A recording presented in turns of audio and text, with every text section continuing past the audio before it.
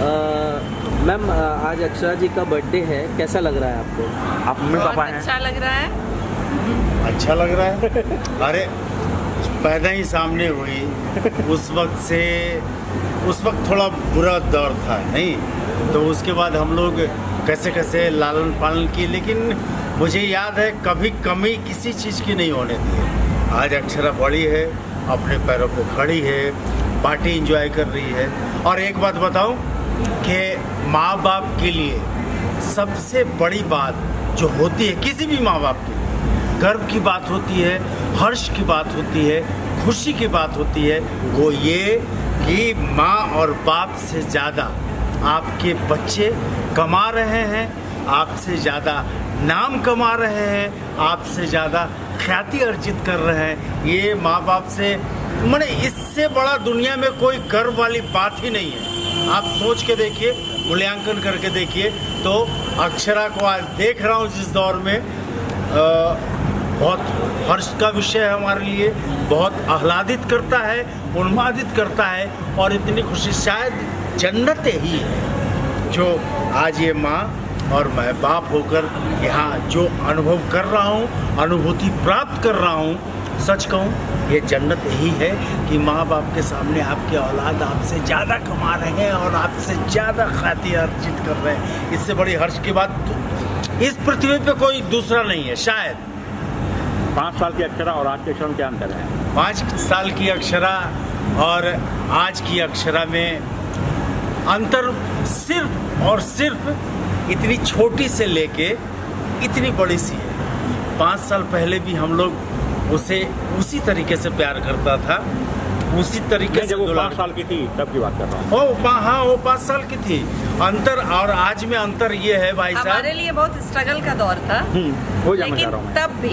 लेकिन तब भी अक्षरा को किसी चीज की कमी नहीं होने दी। प्लस वो गाना जो पहली बार वो रिदम में आई थी, कौन सा गाना, कौन सा था? सात समंदर पार। हाँ, 7 समंदर पार, जिसमें मैंने आ गई हैं अपने मम्मी पापा के पास आशीर्वाद लेने के लिए, तो मैं अक्षरा ही चाहूँगा अक्षरा जी आप भी आ जाइए। तो उस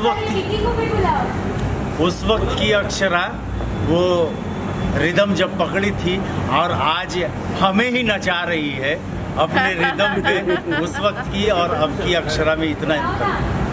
सर आप दोनों भी एक्टर हो, तो आप अपने एक्सपीरियंस से उनको क्या कुछ एक ऐसी नसीहत देना चाहोगे जो आपको लगता है सही हो? नसीहत क्या, जब हमने होश संभाला, हालांकि मैंने अपना सर्वस्व जीवन अभिनय को समर्पित किया था। पहले रंगमंच में हमारा एक लंबा वक्त 25 वर्षीय इतिहास रहा, ज़्यादा बताने की जरूरत नहीं है।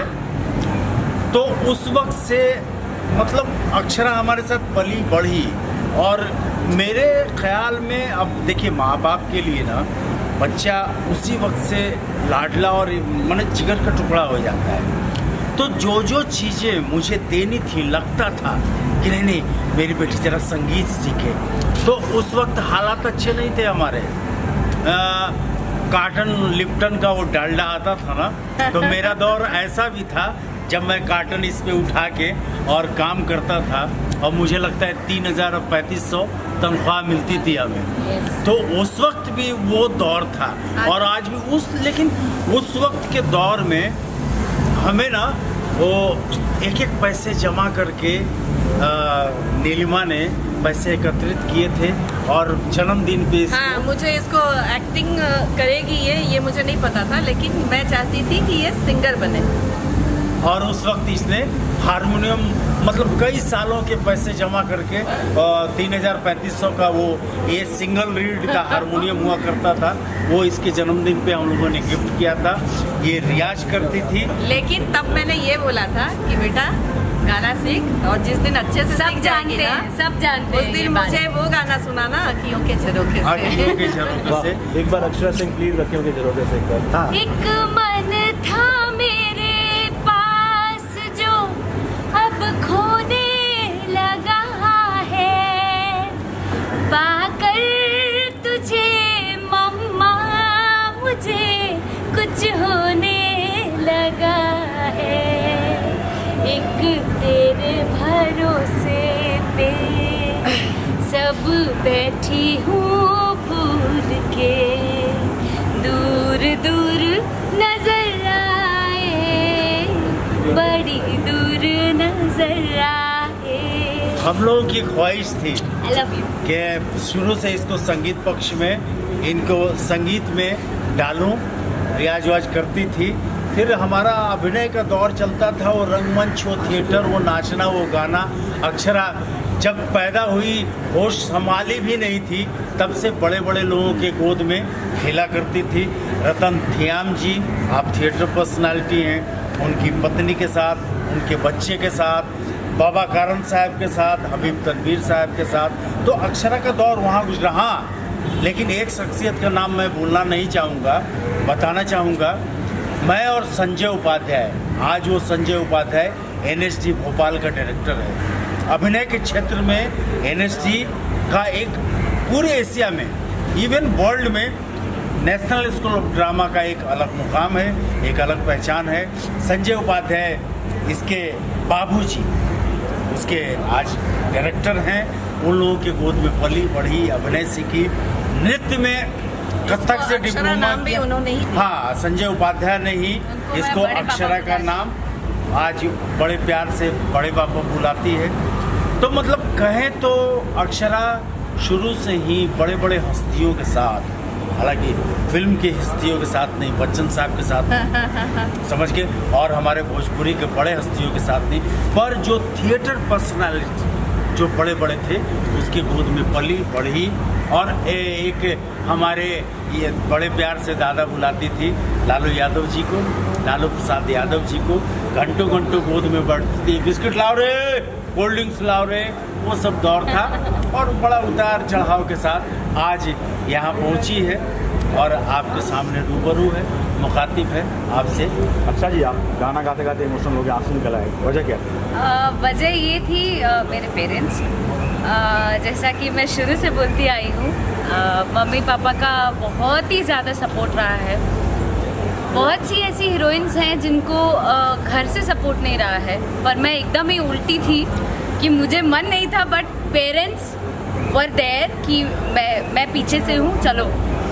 क्योंकि मेरे पापा ने मुझ में सपना देखा जो कि वो उस समय नहीं देख पाए,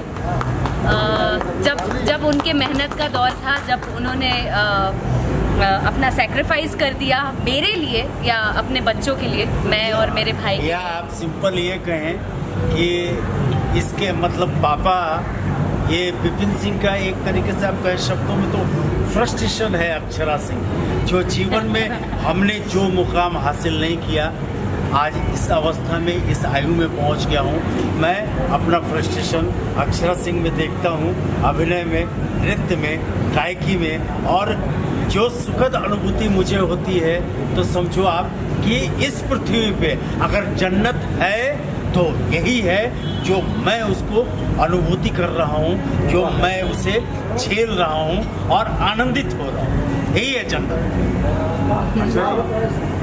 इतने इंटरव्यू आप सिर्फ मम्मा को प्यार कर रहे हो, पापा को? अरे पापा, हर बेटी के लिए पापा is very important, you know. ठीक है, मैं आपको इतना प्रॉब्लम हो रहा है तो वेलकम। पापा की परी और शुरू से बेटियां रही हैं, तो आई एम हियर। मम्मा को इसलिए प्यार कर रही थी क्योंकि ये रो रही है, बहुत इमोशनल है इसकी वजह से। And I am so happy कि मैं ऐसे पेरेंट्स पाई हूँ।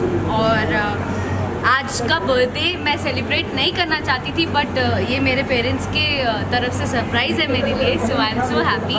एंड आई होप कि मेरे फैंस लोग भी, जितने लोग मुझे विश किए हैं, जितना भी प्यार और जितना भी आशीर्वाद दिए हैं, उन सभी लोगों के दिल से शुक्रिया अदा करना चाहती हूँ। Okay, thank you.